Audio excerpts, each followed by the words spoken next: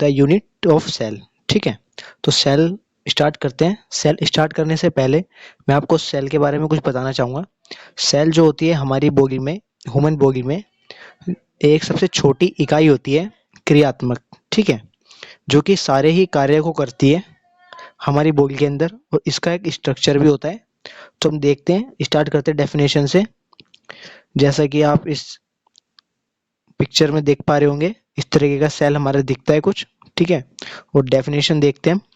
तो डेफिनेशन में क्या लिखा है? Cell is the smallest structural and functional unit of a human body. ठीक है, या living that is capable to represent all the living properties independently. ठीक है, यानी कि सेल जो है हमारी बॉडी में सबसे छोटी इकाई होती है, और जो कि स्ट्रक्चरल एंड फंक्शनल यूनिट होती है हमारी बॉडी में। ठीक है, यानी जिससे हम स्ट्रक्चरल, यानी कैसे कोई भी बॉडी का ऑर्गन है वो छोटी छोटी सेलों से मिलकर ही बना है। ठीक है, यानी वो एक स्ट्रक्चर का निर्माण करती है सेल। और फंक्शनल यानी जैसे कोई भी हमें सिग्नल, जैसे हमें बोलना, जैसे हमारे माइंड में आया कि हमें फ़ोन हमारा उठाना है, तो उसका सिग्नल हमारे माइंड से सेल्स के द्वारा ही गया कि फ़ोन को उठाना है।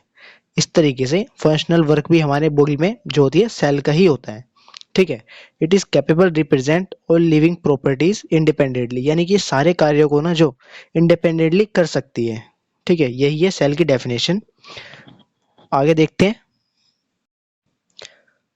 तो जो हमारी सेल होती है वो किन किन चीज़ों से मिलकर बनी होती है। ठीक है, a cell is made up of following 3 parts, यानी कि कोई भी एक सेल होती है वो 3 पार्ट से मिलकर बनी होती है। पहला जो हमारा होता है वो है प्लाज्मा मेम्ब्रेन, सेकंड जो होता है वो है साइटोप्लाज्म, थर्ड है हमारा न्यूक्लियस। तो आइए एक एक करके इन वीडियो में हम इन टॉपिक्स को देखते हैं। सबसे पहले स्टार्ट करते हैं plasma membrane. So plasma membrane, तो देखो सबसे पहले इसकी डेफिनेशन देखते हैं। Plasma membrane is the outer most covering layer of a cell, is semi-permeable, flexible and porous membrane made of double layer of phospholipids with embedded protein molecules। और ठीक है, पहले इसको देख लेते हैं। प्लाज्मा मेम्ब्रेन क्या होता है कि ये आउटर मोस्ट कवरिंग लेयर होती है किसी भी सेल की, यानी जो सबसे बाहरी परत होती है ना किसी भी सेल की, उसी को हम प्लाज्मा मेम्ब्रेन कहते हैं। ठीक है, और ये होती क्या है? फ्लेक्सिबल होती है, यानी इस पे जैसे कोई चीज टच करती है तो ये फ्लेक्सिबल होती है। ठीक है, सेमी परमेबल होती है, यानी हर किसी को अंदर आने की अनुमति नहीं देती है। जो इसके लिए जरूरी है, इम्पोर्टेंट है, प्रोटीन्स हो गए, विटामिन हो गए, उन्हीं को ये अपने अंदर आने देगी। ठीक है, सेमी परमेबल होती है, फ्लेक्सिबल होती है, और porous membrane made of double layer, यानी इसमें पोरस मेम्ब्रेन होती है। ये मेम्ब्रेन यानी वो मेम्ब्रेन होती है जिसमें हमारी छिदेदार झालियां टाइप की होती है ना, उस तरह की पोरस मेम्ब्रेन को हम बोलते हैं। ठीक है, डबल लेयर से बनी होती है। Phospholipids with embedded protein molecule, यानी इसके ऊपर जो है ना प्रोटीन मॉलिक्यूल्स लगे रहते हैं। ठीक है, प्रोटीन मॉलिक्यूल्स लगे रहते हैं। डायग्राम में आप देखोगे तो आपको साइड की तरफ अलग से ही दिख जाएगा प्रोटीन मॉलिक्यूल्स किस तरीके के दिखते हैं, जो कि एक मशरूम की तरह दिखते हैं। ठीक है, आउटसाइड में अगर आप प्लाज्मा मेम्ब्रेन को देखोगे तो उसके जो ऊपर वाली परत होती है ना उसको हम प्लाज्मा मेम्ब्रेन कहते हैं, और उसी से सिचुएटेड होते हैं, एम्बेडेड। ठीक है, एम्बेडेड बोलो या सिचुएटेड बोलो, तो उसी पे लगी होती है, मशरूम की तरह होती है, उसी को कहते हैं प्रोटीन मॉलिक्यूल्स। ठीक है, और जो इसकी थिकनेस होती है वो कितनी होती है? 7 to 9 नैनोमीटर इन थिकनेस। ठीक है, जो इसकी थिकनेस होती है वो होती है 7 से 9 नैनोमीटर। ठीक है, आगे बढ़ते हैं। तो हमने प्लाज्मा मेम्ब्रेन तो कंप्लीट कर लिया, अब देखते हैं कि उसके फंक्शंस क्या होते हैं। ठीक है, फंक्शंस, तो सबसे पहला जो हमारा फंक्शन है, plasma membrane transport various nutrients between cytoplasm and extracellular fluid through active and passive transport mechanisms. यानी कि जो प्लाज्मा मेम्ब्रेन होता है वो क्या करता है, हमारे न्यूट्रिएंट्स को, वेरियस न्यूट्रिएंट्स को ट्रांसपोर्ट करता है। ठीक है, between cytoplasm and extracellular fluid के through through active and passive transport mechanism, यानी किसके थ्रू, एक्टिव और पैसिव मैकेनिज्म के थ्रू। एक्टिव और पैसिव का मीनिंग देखो, एक्टिव यानी जिसमें हम क्रिया कर रहे हैं, और पैसिव यानी जिसमें हमें क्रिया कम करनी पड़ रही है। क्रिया तो हम कर रहे हैं लेकिन कम करनी पड़ रही है। और एक्टिव में क्या है, हम पूरी प्रक्रिया खुद ही कर रहे हैं, ज़्यादा मेहनत लग रही है इसमें, ठीक है। एक्टिव और पैसिव का यही मीनिंग होता है, एक्टिव में हमें ज़्यादा मेहनत करनी पड़ती है और पैसिव में जो है हमें कम मेहनत करनी पड़ रही है, ठीक है, उसके थ्रू। सेकंड पॉइंट देखते हैं, it is selectively permeable, allows entry of certain substance in and out of cytoplasm such as hormones, enzymes, electrolytes and vitamins, water and mineral. यानी कि ये जो होता है हमारा, इट इज सेलेक्टिवली परमिएबल, यानी ये हर किसी को अंदर नहीं आने देगा। प्लाज्मा मेम्ब्रेन के अंदर ये हर किसी को नहीं आने देगा, ठीक है। क्यों नहीं आने देगा, क्योंकि ये, जैसे अगर कोई भी एंजाइम जो सेल को खा जाएगा, उसको क्यों आने दोगे आप। जैसे कि आप एग्जांपल लो, आप ही हो, आप अपने अपने आप से किसी से दोस्ती करनी है आपको, आप अच्छे ही व्यक्ति से करोगे, है ना। खराब से कौन करता है, खराब से नहीं करेंगे। तो उसी तरीके से ये है, ये भी उन्हीं को अंदर आने देगा जो इसके लिए बेनिफिशियल होंगे, ठीक है, उन्हीं को। Certain substance in and out, यानी अंदर और बाहर आने देगा, ऑफ साइटोप्लाज्म सच एज, जैसे किसको आने देगा, ये वो लिखा है, hormones, enzymes, electrolytes and vitamins, water and gases, ठीक है, इन सब चीज़ों को ये आने देगा अंदर, ठीक है। नेक्स्ट थर्ड फंक्शन देखते हैं इसका। जो इसका थर्ड फंक्शन है वो है, इट इज रिसीव एक्सटर्नल स्टिम्युलिटी, यानी कि ये बाहर की जो भी सेंसेशन होगी ना, यानी बाहर जो भी इसको टच हो रहा है, कुछ भी हो रहा है, तो ये उसको रिसीव करता है, ठीक है। एक्सटर्नल जो इसके बाहर ही कुछ भी होता है ना, तो सबसे पहले इसी को पता चलता है, ठीक है। सबसे पहले इसी पे इफेक्ट पड़ेगा। इफेक्ट क्यों पड़ेगा, क्योंकि सबसे आउटर मोस्ट लेयर है ये, ठीक है, इसलिए। और जो फोर्थ है इसका, it encloses the content of cell, यानी कि ये सेल के अंदर जो भी चीज़ है ना, उसको कंटेन करता है, यानी सबसे बाहरी बाउंड्री तो है ये सेल की, ठीक है। तो ये सेल के अंदर जो भी चीज़ है, गोल्गी कॉम्प्लेक्स हो गया, और भी काफ़ी सारे हैं, माइटोकॉन्ड्रिया, ठीक है, जितने भी हैं उन सब चीज़ों को ये अंदर की साइड इनक्लोज करता है, यानी बंद करता है अंदर, ठीक है। फोर्थ फंक्शन था इसका ये। और फिफ्थ जो फंक्शन है वो है, it can make connection with plasma membrane of other cell to form tissues, यानी कि ये क्या करता है, कनेक्शन बनाता है plasma membrane of other cell, यानी प्लाज्मा मेम्ब्रेन कनेक्शन बनाता है किसके साथ, अदर सेल्स के साथ। क्यों बनाता है, क्योंकि उसे टिश्यूज फॉर्म करने हैं, ठीक है। इट कैन मेक कनेक्शन, ये कनेक्शन बनाता है और मेक करता है, फॉर्म या मेक टिश्यूज, टिश्यूज बनाता है। टिश्यूज को हिंदी में कहते हैं हम उत्तक, ठीक है। नेक्स्ट देखते हैं आगे का। सो साइटोप्लाज्म देखते हैं अब। Cytoplasm, cellular fluid present in between the nucleus and plasma membrane. Cytoplasm जो होता है ना, वो क्या होता है, न्यूक्लियस और हमारे प्लाज्मा मेम्ब्रेन के बीच में जो फ्लूइड प्रेजेंट होता है ना, उसी को कहते हैं साइटोप्लाज्म। यानी न्यूक्लियस और प्लाज्मा मेम्ब्रेन के बीच में जो प्रेजेंट है वो एक फ्लूइड है, वही साइटोप्लाज्म है, ठीक है, simple. It is compose two parts, और ये क्या है, टू पार्ट्स में बटा हुआ है। पहला है हमारा साइटोसोल और सेकंड है हमारा ऑर्गेनल्स, ठीक है। अब एक एक करके इनको डिस्कस करते हैं। तो देख, जो कि हमारा साइटोप्लाज्म, ठीक है, जिसके अंदर हमारा आता है साइटोसोल, फर्स्ट वाला। तो इसको देखते हैं। Cyto means and sol means solution, ठीक है। यानी साइटो का मीन्स क्या होता है, देखो दो पार्ट्स में डिवाइड कर दिया। जैसे साइटो मीन्स हो गया हमारा सेल, और सोल मीन्स हो गया हमारा सॉल्यूशन, ठीक है, simple. Third, fluid part of cytoplasm constitute cytosol which is, यानी कि जो इसमें है हमारा साइटोप्लाज्म में, जो हमारा साइटोसोल है, वो क्या करता है, 55% कंसिस्ट करता है, ठीक है, पूरे प्लाज्मा मेम्ब्रेन में। यानी पूरे प्लाज्मा मेम्ब्रेन 100% मान लो, 100% में 55% जो है हमारा साइटोसोल है, और 45% हमारा ऑर्गेनल्स है, ठीक है, सिंपल। और इट्स कंटेन, और ये कंटेन करता है, it's contain form proteins, fat, protein बनाता है, फैट्स बनाता है, ग्लूकोज बनाता है, ग्लाइकोजन बनाता है, डिसोल्व गैसेस। डिसोल्व गैसेस के एग्जांपल हमारे हो गए कार्बन डाइऑक्साइड, ठीक है, और ऑक्सीजन, और एमिनो एसिड,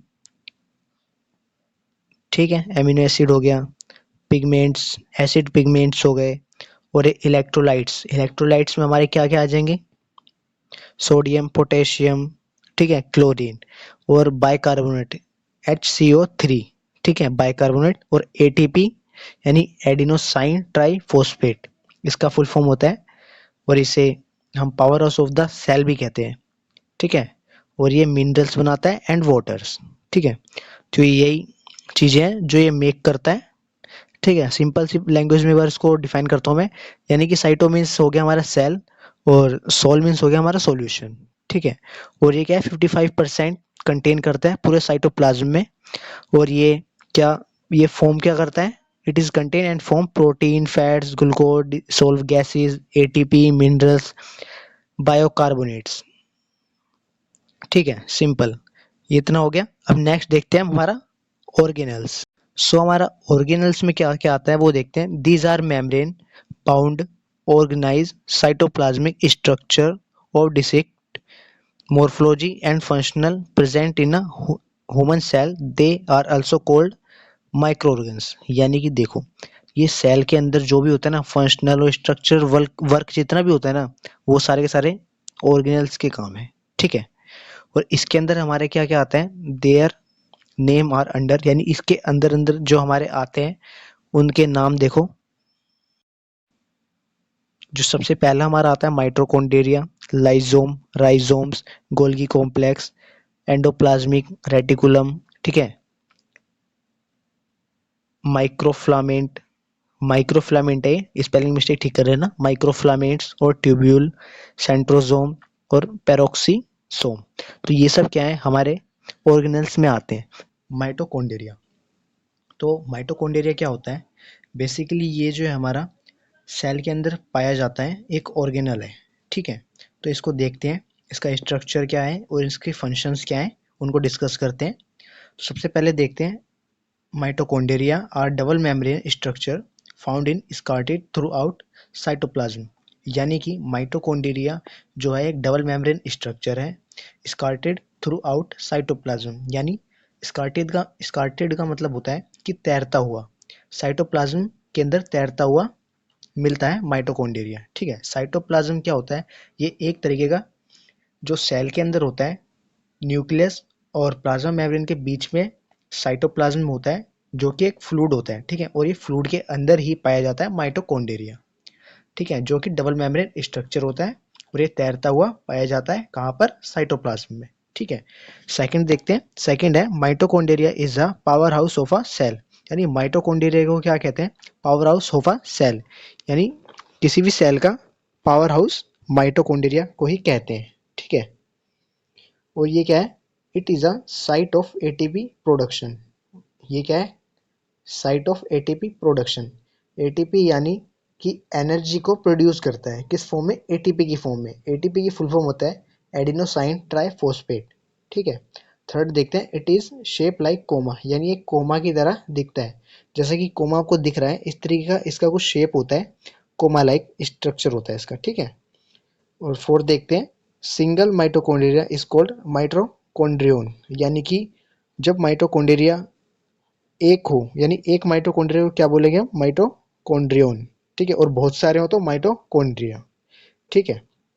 फिफ्थ देखते हैं, फिफ्थ जो है हमारा प्रोड्यूस एटीपी, यानी ये क्या करता है, प्रोड्यूस करता है एटीपी को, ठीक है, एडेनोसाइन ट्राइफॉस्फेट, जिसकी फुल फॉर्म होती है the main energy molecule use by cell. यानी कि ये क्या है, माइटोकॉन्ड्रिया क्या करता है, एटीपी प्रोड्यूस करता है, ठीक है। अब इस प्रोड्यूस की गई एटीपी का यूज कौन करता है, खुद सेल ही इसको यूज करता है, ठीक है, एटीपी को, एटीपी की फॉर्म में, ठीक है। Main energy molecule use by cell, यानी खुद ही सेल इसको यूज करता है मेन एनर्जी के सोर्स में, ठीक है।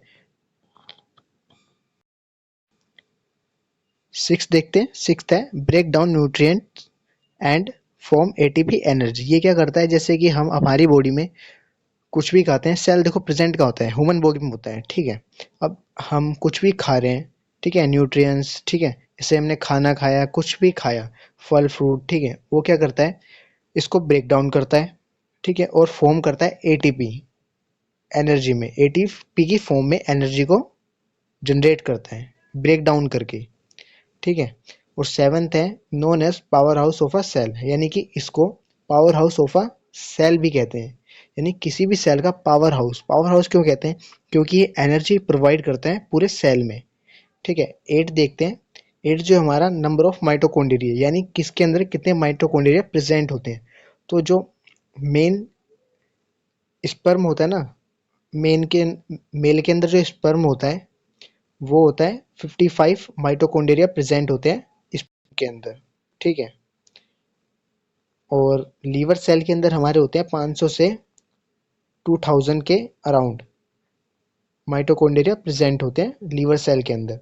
और जो हाईएस्ट, जो सबसे ज़्यादा प्रेजेंट होते हैं माइटोकॉन्ड्रिया, वो कहाँ पर होते हैं? हमारी मसल्स में। ये क्योंकि हमारी मसल्स है, सारे काम तो हमें मसल्स के थ्रू ही करने हैं, ठीक है। कोई मूवमेंट कर रहे हैं मसल्स के थ्रू ही होएगी, ठीक है। हैंड मोड़ रहे हैं, पाँव को सीधा कर रहे हैं, इस तरीके की जितनी मूवमेंट है वो किसके थ्रू होती है? मसल्स के थ्रू ही होती है। तो सबसे ज़्यादा हमें मसल्स में ही एटीपी की सबसे ज़्यादा यूज़ होती है, जो माइटोकॉन्ड्रिया ही बनाता है, ठीक है। अब इसके फंक्शन डिस्कस करते हैं, आगे देखते हैं। सो माइटोकॉन्ड्रिया के जो फंक्शंस हैं उनको देखते हैं अब एक एक करके।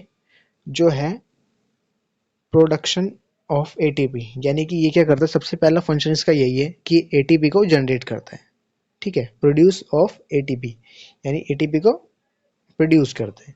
इट इज, नेक्स्ट देखते हैं, it is convert food energy into chemical energy by aerobic respiration, यानी कि ये क्या करता है? जो फूड हम खाते हैं उसको क्या करता है? केमिकल एनर्जी में ट्रांसफर करता है बाय एरोबिक रिस्पिरेशन। यानी कि एरोबिक रिस्पिरेशन का मतलब क्या हुआ कि ये O2 की मदद से, यानी ऑक्सीजन की मदद से ये फूड एनर्जी को केमिकल एनर्जी में कन्वर्ट करता है, ठीक है। थर्ड देखते हैं। थर्ड है हमारा सिंथेसिस ऑफ स्टेरॉइड, यानी ये क्या करता है? ये हमारी बॉडी में जितने भी स्टेरॉइड बनते हैं उसका भी ये निर्माण करता है, ठीक है। सिंथेसिस बनाता है बॉडी के अंदर। और जो फोर्थ है हमारा perform detoxification in liver cell, यानी कि डिटॉक्सिफिकेशन का मतलब क्या होता है कि जितने भी हमारे शरीर के अंदर गंदगी है ना उसको बाहर निकालने का काम। जितने भी डस्ट मटेरियल्स हमारी बॉडी के अंदर प्रेजेंट हैं उनको बाहर निकालने का, ठीक है। तो perform detoxification in liver cell, यानी लीवर सेल में कैसे, वो देखो, वो चीज़ समझने की चीज़ है। तो मैं आपको एक्सप्लेन करता हूँ। Perform detoxification in liver cell, यानी कि कैसे, देखो। लीवर सेल में ही क्यों? लीवर सेल हमारा कहाँ पर होता है? एब्डोमिनल में, ठीक है, यानी कि पेट में। और पेट हमारा कहाँ आता है?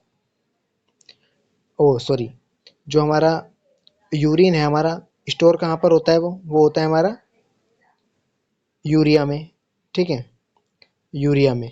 और यूरिया कहाँ होता है हमारा? वो होता है हमारा एब्डोमिनल में, ठीक है। और ये जो दोनों चीज़ें जो आती है हमारी, वो किस में आती है? लीवर में। लीवर के अंदर हमारा एब्डोमिनल भी आता है और यूरिया जहाँ पर कैरी होता है, ठीक है, वो भी आता है, ठीक है। और इसमें नेक्स्ट है हमारा डिटॉक्सिफाई एमोनिया।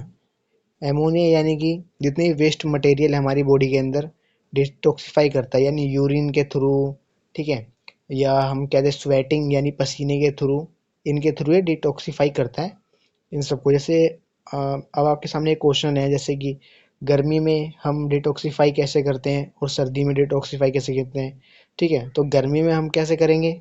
पसीने के थ्रू हो गया, स्वेटिंग के थ्रू, ठीक है। और यूरिया के थ्रू हो गया, यूरिन के थ्रू, ठीक है। और क्या हो गया हमारा?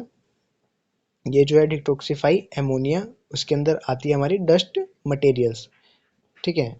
जो भी हमारे डस्ट मटेरियल्स हमारी बॉडी से आउट होते हैं उसको भी हम डिटॉक्सिफाई एमोनिया में ही काउंट करते हैं। लाइजोम, तो लाइजोम क्या होता है? देखिए, सबसे पहले lysosome are double membrane rounded small structure found in scattered in the throughout cytoplasm, यानी कि लाइसोसोम जो होता है वो डबल मेम्ब्रेन स्ट्रक्चर होता है, राउंडेड होता है और स्मॉल स्ट्रक्चर होता है, जो कि कहाँ पाया जाता है? साइटोप्लाज्म में तैरता हुआ। स्कार्टेड का मतलब होता है तैरता हुआ पाया जाता है, ठीक है, साइटोप्लाज्म में। क्योंकि साइटोप्लाज्म जो है वो एक सेलुलर फ्लूइड है, ठीक है। तो फ्लूइड है तो मतलब इसका मतलब इसमें कोई भी चीज आएगी तो वो तैरेगी ही, ठीक है। लाइजोम जो है डबल मेम्ब्रेन स्ट्रक्चर है, राउंडेड है, स्मॉल स्ट्रक्चर है और स्कार्टेड थ्रू आउट साइटोप्लाज्म, जो कि साइटोप्लाज्म में तैरता हुआ पाया जाता है।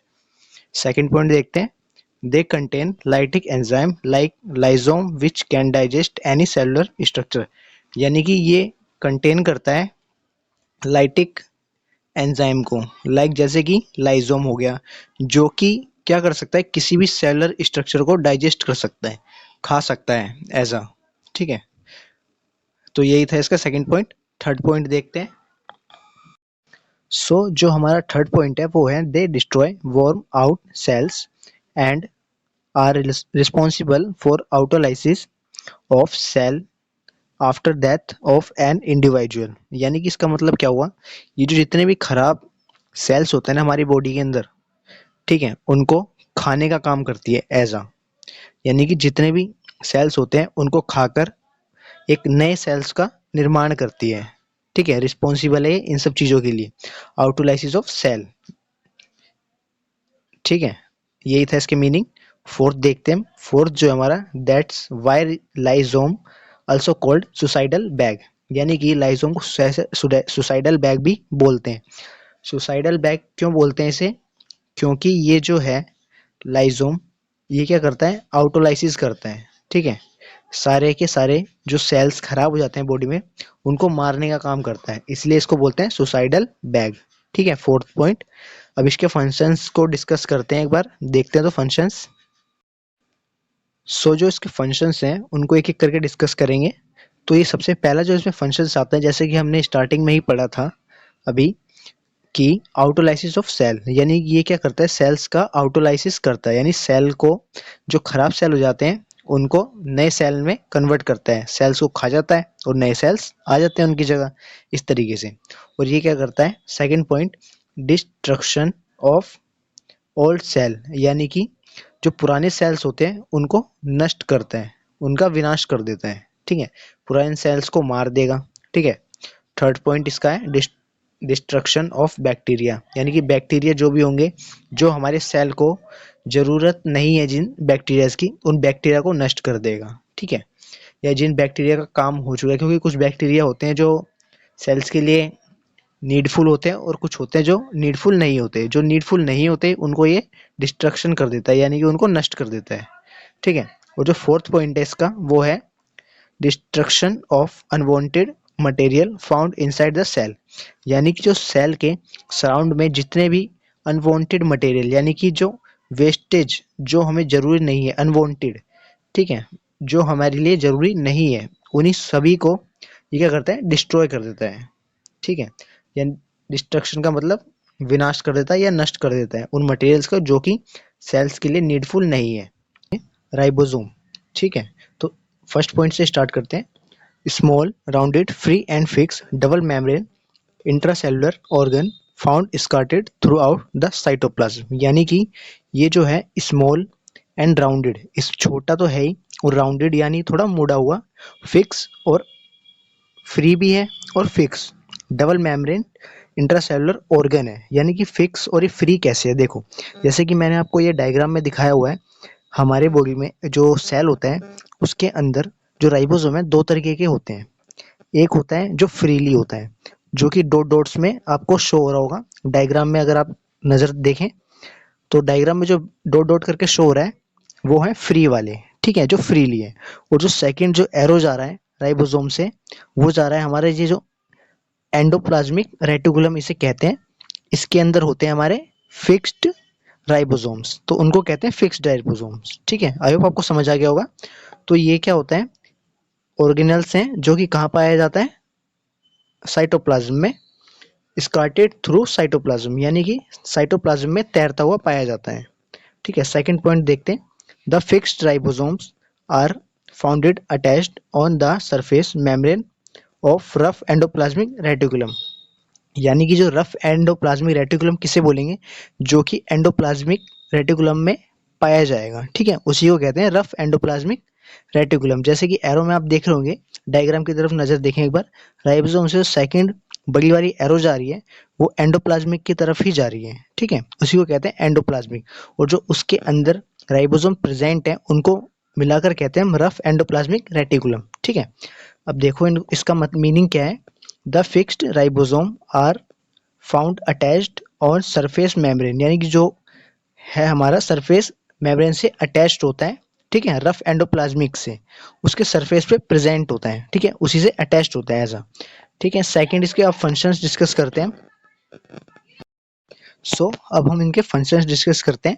फंक्शंस में सबसे पहला जो फंक्शन आता है, it is the site of protein synthesis, यानी कि ये एक साइट है प्रोटीन सिंथेसिस की, ठीक है। राइबोसोम में हमारा प्रोटीन बनता है, ठीक है, ऐसा हम कह सकते हैं कि राइबोसोम में हमारा प्रोटीन का निर्माण होता है या बनता है इस तरीके से, ठीक है। सिंथेसिस का मतलब ही होता है किस चीज का बनना, ठीक है। सेकंड पॉइंट डिस्कस करते हैं, इट सिंथेसाइज हार्मोन्स, यानी कि ये क्या करता है, हार्मोन्स को सिंथेसाइज करता है, यानी कि हार्मोन बनाता है। इंजाइम्स एंड प्रोटीन्स, ठीक है, require and control by nucleus, जो कि कंट्रोल किसके द्वारा किया जाता है, न्यूक्लियस के द्वारा, ठीक है। तो आज के लेक्चर में हम इतना ही पढ़ेंगे। फंक्शंस आपको, आई होप आपको समझ आ गया होगा कि फंक्शंस एक बार हम दोबारा रिपीट कर देते हैं। It is the site of protein synthesis, ठीक है, जो कि प्रोटीन सिंथेसिस यानी कि प्रोटीन बनाने की एक साइट है राइबोसोम, ठीक है। ये इसका फंक्शंस है। It synthesize hormones, enzymes and protein, यानी कि ये क्या करता है, प्रोटीन्स, एंजाइम्स, हार्मोन्स को बनाता है, ठीक है। सेकंड जो है, require and control by nucleus, जो कि न्यूक्लियस के द्वारा कंट्रोल किए जाते हैं, ठीक है। जो राइजोम है वो न्यूक्लियस के द्वारा कंट्रोल किए जाते हैं कि किस पार्ट को कितना प्रोटीन चाहिए, एंजाइम्स चाहिए, इसके थ्रू, ठीक है, कि गोल्जी कॉम्प्लेक्स क्या होता है, ठीक है। तो एक एक करके डिस्कस करते हैं। सबसे पहले first point, it is a complex structure made of double membrane vesicle and flattened membrane sac, यानी कि ये क्या होता है, it is a complex structure, यानी ये एक उलझा हुआ स्ट्रक्चर होता है, जैसे कि आप डायग्राम में देख रहे होंगे, एक उलझा हुआ स्ट्रक्चर है, ठीक है, complex structure made of double membrane, यानी कि जो कि डबल मेम्ब्रेन यानी झिल्ली से बना होता है, डबल झिल्ली से बना होता है, double membrane vesicle flattened membrane sac, यानी कि सैक का मीनिंग क्या होता है इसमें, थैली टाइप। देखो इसका डायग्राम में अगर देखोगे थोड़ा थैली टाइप का दिख रहा होगा, ठीक है, इस तरीके का एक मेम्ब्रेन है थैली टाइप का, फ्लैटेंड यानी कि थोड़ा चिपका हुआ सा आपस में, यानी कॉम्प्लेक्स है और चिपका हुआ सा, इसका डायग्राम दिख रहा होगा आपको, इस तरीके के दिखता है, ठीक है। फ्लैटेंड का मतलब होता है चिपका हुआ और सैक मतलब होता है थैली टाइप, इस तरीके का ये डायग्राम है। सेकंड पॉइंट इसका डिस्कस करते हैं, जो कि है each cell contain one Golgi complex near the nucleus, यानी कि जो भी न्यूक्लियस के नियर होगा यानी कि पास होगा, इट इज अल्सो कॉल्ड, यानी उसको एज अ गोल्जी apparatus या गोल्जी बॉडी बोलेंगे, ठीक है। यानी कि इसका सिंपल सा मीनिंग है, जो भी हमारा गोल्जी कॉम्प्लेक्स न्यूक्लियस के अराउंड होगा या नियर होगा, उसके पास होगा, उसी को हम गोल्जी कॉम्प्लेक्स या गोल्जी बॉडी कहते हैं, ठीक है। तो आइए अब इनका एक एक करके फंक्शंस डिस्कस करते हैं। फंक्शंस को स्टार्ट करते हैं। तो देखते हैं इसमें सबसे पहला जो फंक्शंस हमें दिया हुआ है, यानी कि जो है फॉर्मेशन ऑफ लाइसोसोम्स, यानी कि इसमें सबसे पहला जो होता है फॉर्मेशन ऑफ लाइसोसोम, जैसे कि लाइसोसोम इसमें एक वर्ड का यूज करा गया है। मैंने इनकी ना सेपरेट एक वीडियो बना रखी है, जो कि लाइसोम हो गया, राइबोसोम हो गया, ठीक है। अब ये गोल्जी कॉम्प्लेक्स की बना रहा हूँ, जो अपलोड हो जाएगी आज ही आज में, ठीक है। और जो है हमारा माइटोकॉन्ड्रिया, इन सब की एक प्लेलिस्ट मैं जनरेट कर दूंगा, जो कि आप देख सकते हो और इनकी नॉलेज ले सकते हो, जो कि ज़रूरी है हर एक नेक्स्ट स्टेप को जानने के लिए, ठीक है। तो इसमें हम देखते हैं फॉर्मेशन ऑफ लाइसोसोम, लाइसोसोम का फॉर्मेशन करता है, ठीक है। और सेकंड जो है पैकिंग ऑफ प्रोड्यूस प्रोटीन्स, यानी कि पैकिंग करता है प्रोड्यूस प्रोटीन्स की, यानी जो भी प्रोटीन्स की तरफ आते हैं उनकी पैकिंग करता है और उन्हें प्रोड्यूस करता है, ठीक है। पैकिंग कैसे करता है, क्योंकि इसका स्ट्रक्चर ही आप देखोगे थोड़ा थैली टाइप का है, तो उसकी पैकिंग करता है, ये प्रोटीन्स को पैक करता है, अपने पास रखता है, ठीक है। और जो थर्ड इसका पॉइंट है वो है मॉडिफिकेशन ऑफ प्रोड्यूस प्रोटीन, यानी जो प्रोटीन इसने अपने पास रखा है, पैक करा है, उसकी मॉडिफिकेशन करता है। मॉडिफिकेशन किस लिए करता है, क्योंकि इसमें और ज़्यादा एनर्जी आ सके और सेल तक, इसे सेल के अंदर जिनको भी प्रोटीन्स की नीड है उन तक ये जो है अच्छी तरीके से पहुंच जा सके, इसलिए ये मॉडिफिकेशन करते हैं इसमें। ठीक है, पैकिंग ऑफ प्रोड्यूस प्रोटीन, इसमें पैकिंग भी करते हैं, और लाइसोसोम जो कि फॉर्मेशन होता है इससे। ठीक है, इसके मेन फंक्शन यही थे। एंडोप्लाज्मिक रेटिकुलम जो कि न्यूक्लियस में हमारा प्रेजेंट होता है। तो देखते हैं इसको। It is the biggest organelle of the cell cytoplasm, यानी कि ये ऑर्गेनल्स में सबसे बड़ा ऑर्गेनल होता है सेल के अंदर, जो कि साइटोप्लाज्म में प्रेजेंट होता है। ठीक है, हमारे जितने भी माइटोकॉन्ड्रिया हो गए, और ये हमारे जो है न्यूक्लियस के अंदर ही प्रेजेंट होते हैं, माइटोकॉन्ड्रिया हो गए, और क्या नाम है, एंडोप्लाज्मिक रेटिकुलम जो हम पढ़ रहे हैं।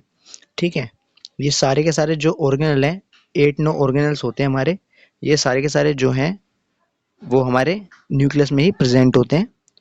तो it is occupies most of the intercellular space, और ये जो ऑर्गेनल है एंडोप्लाज्मिक रेटिकुलम, ये जो है सबसे ज़्यादा इंटरसेलुलर स्पेस लेता है, यानी कि इसका साइज इतना बड़ा है, सब ऑर्गेनल्स में कंपेयर किया जाए तो सबसे बड़ा ऑर्गेनल ये है।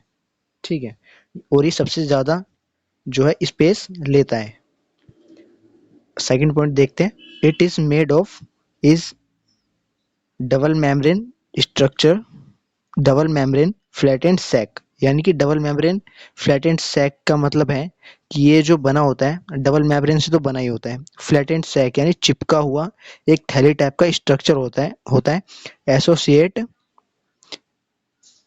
Extending from the plasma membrane to the nucleus, जो कि कहाँ से एक्सटेंड करता है, जो कि हमारा है प्लाज्मा मेम्ब्रेन से लेकर न्यूक्लियस तक एक्सटेंड करता है, मतलब इतनी दूर तक जाता है। ठीक है, सेकंड पॉइंट ये था इसका। थर्ड पॉइंट देखते हैं।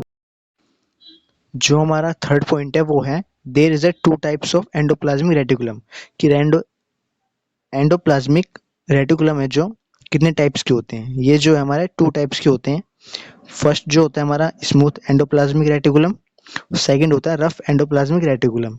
जो फर्स्ट वाला होता है उसको देखते हैं हम, एक एक करके दोनों को डिस्कस करेंगे। पहले फर्स्ट से स्टार्ट करते हैं।